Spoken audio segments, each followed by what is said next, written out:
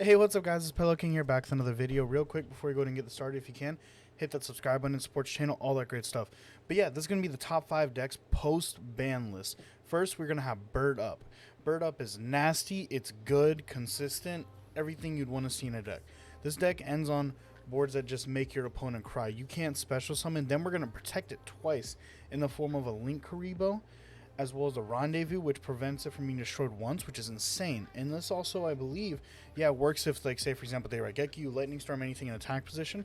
So, yeah, that's what's really crazy about this. I do like this deck a lot. Unfortunately, I got rid of it before it went all up, and now I'm sad about it.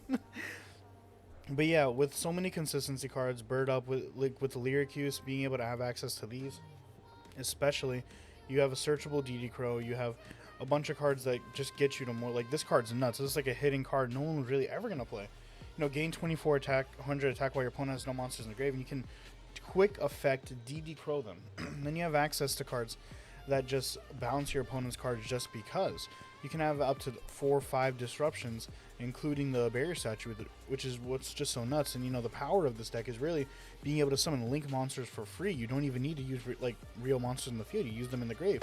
You know, you make your normal summon, you effect send. Now you have 2 monsters in grave. You can banish, special summon a link 2, link 2 summons 1 from hand, and so on. The deck is nuts.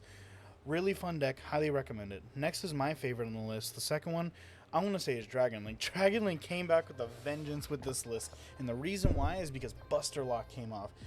People were starting to notice how good Dragon Link was right near the end, but now that we have the Buster Lock off, we are actually able to pull off these combos where we can still Buster Lock them. Like, for example, if you check out my previous video, I explained Dragon Link a little bit more, and I also even show you guys one of the combos I was doing. The combos really with this deck are just whatever you draw, you use.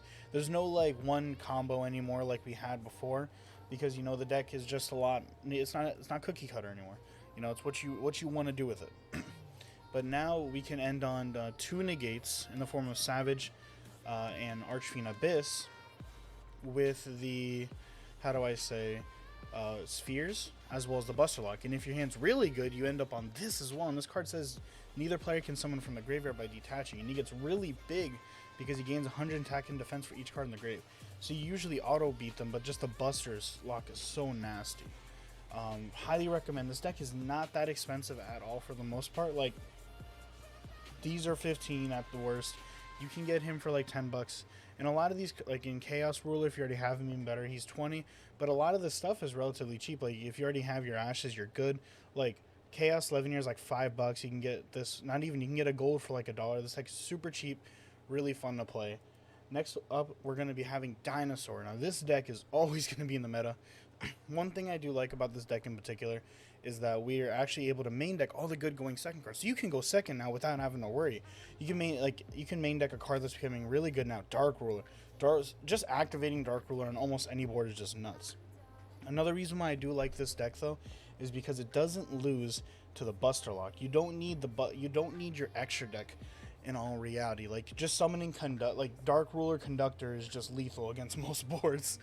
And that's what's so scary about this. Like, you have to respect it. You know, whenever you see a Dinosaur player, they're always so sacky too. Well, you have like so many ways to see Overraptor and Misk. It's like, how do you brick with this deck? I don't understand.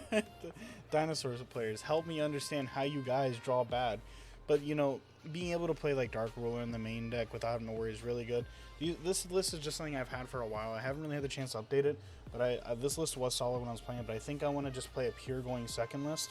And yeah, you can even summon Prangatos from the deck with the help of this guy. That's what's so crazy. He can summon Prangatos. It's not okay. Like, you can even summon him off a pill if you want to. And this deck is just so resilient. Only thing that kind of sucks is Droll and Lancia do hurt it a lot. But other than that, you know, with Miscellaneous being at 3, this deck's just so crazy. And having a card that literally searches almost any dinosaur in your deck is pretty good, I hear. Next, we're going to be having Eldritch invoked all those variants. This deck is so resilient. This deck's never going to get hit. Like, Alistair's never going to get touched. Eldritch won't get touched. The Dogmatic cards, for some reason, will just never get touched. So this is a deck you can always rely on. It's a good investment. It performs very well and it's really good at resources. That's another reason why I really do like this deck. It's just so free, you know. You just normal summon Alistair, reveal Ecclesia, and set Sanguine with Conquistador, and your opponent just doesn't know what to do. Like, this deck is just way too nasty. And being able to play stuff like it, where you can go into Selene as well, and then summon access code, is just so good. Like, yeah, that's just the version I was playing. I like this deck a lot. Really resilient. Like and also the Eldritch cards just generating more resources like every turn. And like the Dogmatica cards just make this deck so much better, adding more disruptions. Like opening Nadir's Servant Alistair, and that itself is just broken. Then adding more like Eldritch cards, you're just like, well, I guess I just fucking lost. That's really why I do like this deck a lot. Most people who already have this probably are already playing it because they do like it as well, and they see why it's really good. I really wish I had this stuff already so I would be playing it. But yeah, if this is a deck that you were looking in, I would highly recommend. You can try my list out. This is what's been successful for me. I think Magician Souls in this deck is just crazy. You know, sending out the dead field spells, or just maybe like a dead Haquero or a Conquistador from your hand is really good. If you guys know me, I love Virtual Worlds, but right now, until we get more support, we're going to get more support because this card says 4 of the, what's it called? 4 like different Virtual World gate cards. So we have 3 so far, I believe. So right now we're just waiting to see what the 4th one is. So this deck's going to get more support. So we're going to see where it leads. The hand loop version is probably the best version to play as of right now. And this is the last deck that I will be talking about. There's honorable mentions like Drytron and stuff like that. But I wanted to cover some other decks and stuff like that that maybe weren't directly affected by the list in terms of getting hit. But Virtual World I did have to talk about because its whole like playstyle is switching now. Now we're just going straight into the hand loop version. And I like this version a lot. The other version I like sets up 2 negates, Shen, and a pop, which is really cool. But yeah, so you know, this deck is just super resilient. Being able to play all these 3-ofs also makes Desires a really good card in this deck, or you can play Prosperity as well. Being able to summon all these 9s, like having access to all the good rank 9s too. You can play whatever you want. All the good Synchro 9s is really good. My friend Ezekiel was playing Trishan. It was just really funny. But yeah, you can rip like, what was it? It's 3 or 4 cards and end on a Shen as well, and like a trap card. So it was pretty good, I would say. Yeah, plus whatever hand traps you have. A lot of decks are having like issues playing through that. And, you know, with what starting with 2 cards versus my board with full advantage, you know, it's just not going to be the easiest thing in the world. But yeah, these are the decks that, in my opinion, are going to be some of the best decks to play as of right now. Drytron will be really good, but we just need that rank 1. That rank 1 is super important right now because I told you guys, Union Carry was broken. No one believed me. Everyone was like, Union Carry doesn't need to be hit.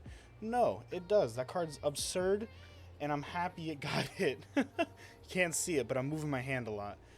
But yeah, if you guys enjoyed this video, go ahead and leave a like. Let me know of any other decks you think I missed. Maybe just things I should have added, or maybe you think one of these decks shouldn't be here. But yeah, take it easy.